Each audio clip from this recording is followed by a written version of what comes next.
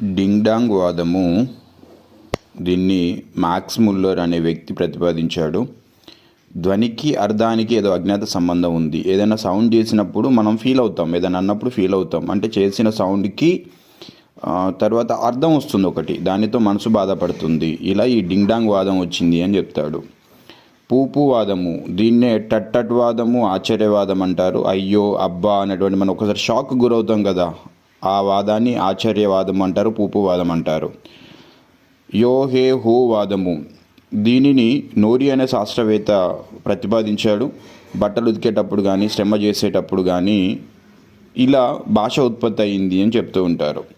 అంటే నాద తంత్రులు కంపిస్తాయి మనం పనిచేస్తున్న ఊపిరి ఎక్కువ తక్కువ అవుతుంది కదా, అలా దానిని యో హే హో వాదము అని అన్నాడు. డింగ్ డాంగ్ వాదంలోనేమో శబ్దం అర్థం చెప్పారు, పూపు వాదంలోనేమో ఆశ్చర్యం చెప్పారు.